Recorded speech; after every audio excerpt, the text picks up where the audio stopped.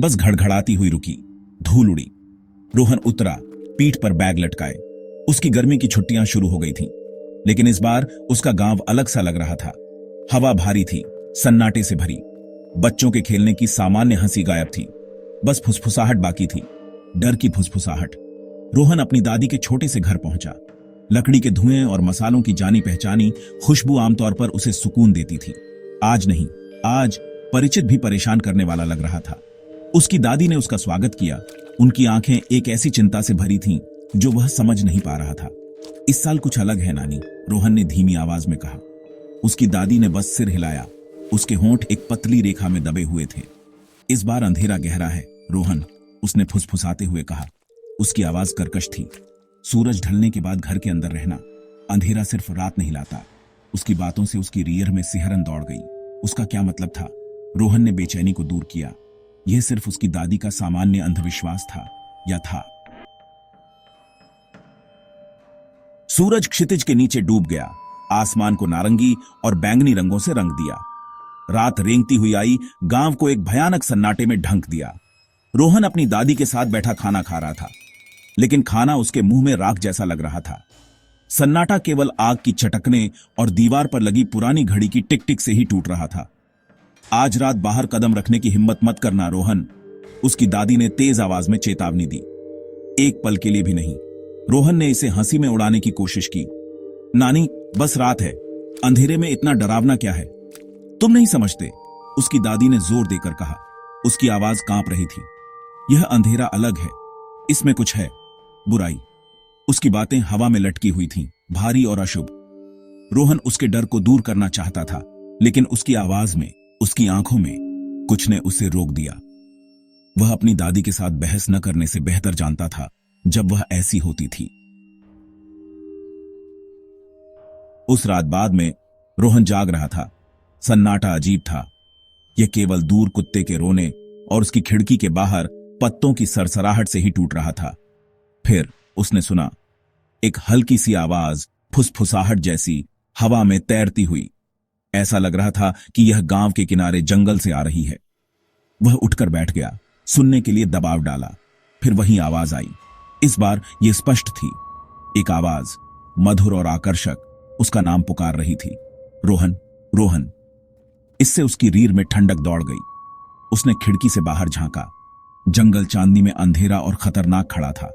अचानक उसकी दादी कमरे में आ गई। उसकी आंखें डर से चौड़ी थीं। क्या तुमने वह सुना? उसने हाँफते हुए कहा। इसे मत सुनो रोहन, वापस जवाब देने की हिम्मत मत करना। रोहन जम गया था। उसने अपनी दादी को इतना डरा हुआ कभी नहीं देखा था। क्या हो रहा था? आवाज फिर से आई, इस बार करीब। रोहन, आओ, मुझे ढूंढो। उसने आवाज की ओर, अंधेरे की ओर एक अकथनीय खिंचाव महसूस किया। अगली सुबह रोहन आवाज की याद से परेशान था। उसने अपनी दादी को इसके बारे में बताया, उस अजीब खिंचाव के बारे में जो उसने महसूस किया था। उसने ध्यान से सुना। उसका चेहरा गंभीर था। फिर वह बोलने लगी। उसकी आवाज धीमी और दुख से भरी हुई थी। एक पुरानी कहानी है, उसने कहा। उसकी आंखें दूर। एक कहानी जो वे कहते हैं सच है। वे कहते हैं कि हर 20 साल में एक बार एक खोई हुई आत्मा हमारे गांव लौटती है। रोहन ने उपहास किया। एक खोई हुई आत्मा? नानी, तुम सच में इस पर विश्वास नहीं करती है ना? लेकिन उसकी दादी ने जोर देकर कहा, सुनो, कहानी कहती है कि यह आत्मा दुनिया के बीच फंसी हुई सांत्वना चाहती है, साथ चाहती है। यह जीवित लोगों को पुकारती है, उन्हें अंधेरे में फुसलाती है, खासकर युवा, मासूम। रोहन ने सुना, आधा खुश आधा डरा हुआ। उसने हमेशा इन कहानियों को केवल अंधविश्वास के रूप में खारिज कर दिया था, लेकिन अब दिन के उजाले में वह इस भावना को दूर नहीं कर सका कि कुछ बहुत गलत था। उस रात नींद रोहन को नहीं आई। आवाज की याद, उसकी दादी की आंखों में डर, यह सब उसे सता रहा था। वह बिस्तर पर लेटा हुआ था, छत को घूर रहा था। तभी उसने उसे फिर से सुना। आवाज उसका नाम फुसफुसा रही थी। यह अब करीब थी और जोरदार।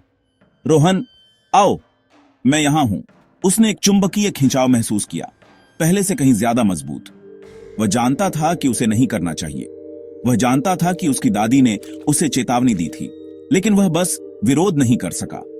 ऐसा लग रहा था जैसे कोई उसे अंदर खींच रहा है, उसे नियंत्रित कर रहा है। वह बिस्तर से उठ गया और पैरों के बल घर से बाहर निकल गया। रात की हवा उसकी त्वचा पर ठंडी और नम थी। उसने खुद को जंगल की ओर, उस आवाज की ओर खींचते हुए पाया जो उसे बुला रही थी। उसका हर कदम भारी लग रहा था। पत्तों की हर सरसराहट से उसकी रीढ़ में सिहरन दौड़ जाती थी, लेकिन वह वापस नहीं जा सका। वह अब नियंत्रण में नहीं था।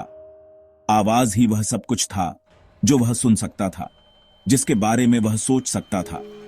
यह उसे अंधेरे के बीचों बीच ले जा रही थी। जंगल अजीब आवाजों से जीवंत था। कीड़े चहचहा रहे थे, उल्लू चीख रहे थे और हवा पेड़ों से फुसफुसा रही थी। फिर भी इन सब से ऊपर वह आवाज सुन सकता था जो उसे आगे बढ़ा रही थी। वह झाड़ियों से होकर लड़खड़ाता हुआ चला गया।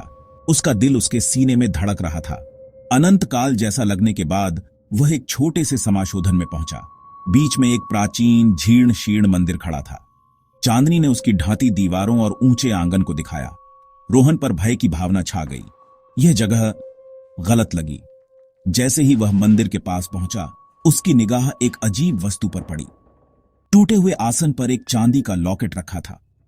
यह चांदनी में हल्का सा झिलमिला रहा था, उसे करीब बुला रहा था। उसने हाथ बढ़ाया और उसे उठा लिया। जैसे ही उसकी उंगलियां उसकी ठंडी सतह से छूती हैं, उसने अपने शरीर में एक झटका महसूस किया। उसने लॉकेट खोला और उस पर वापस घूर रही परछाई को देखा, लेकिन यह उसका अपना नहीं था। लॉकेट में चेहरा अजीब था, लगभग भयावह, चमकती लाल आंखों के साथ जो उसे छेदती हुई प्रतीत हो रही थी। रोहन चिल्लाया और लॉकेट गिरा दिया, लेकिन तब तक बहुत देर हो चुकी थी। उसके नीचे की जमीन घुलने लगी। उसे अंधेरे के भंवर में खींच लिया गया। उसके चारों ओर आवाज की भयानक हंसी गूंज रही थी। उसने हाथापाई की, चिल्लाया, लेकिन उसके होठों से कोई आवाज नहीं निकली। फिर सब कुछ शांत हो गया। जब रोहन उठा तो वह जंगल के फर्श पर लेटा हुआ था। सूरज उग रहा था, पेड़ों से लंबी परछाई डाल रहा था। वह उठ बैठा, उसका सिर घूम रहा था। उसे याद नहीं था कि वह वहां कैसे पहुंचा था। उसने चारों ओर मंदिर को, चांदी के लॉकेट को देखा, लेकिन दोनों में से किसी का कोई निशान नहीं था। क्या यह सब एक सपना था? वह गांव वापस लौट आया। उसका दिमाग घूम रहा था। जैसे ही वह अपनी दादी के घर के पास पहुंचा, उसने उसे गेट पर खड़े देखा। उसका चेहरा राहत और दहशत के मिश्रण से भरा हुआ था। रोहन!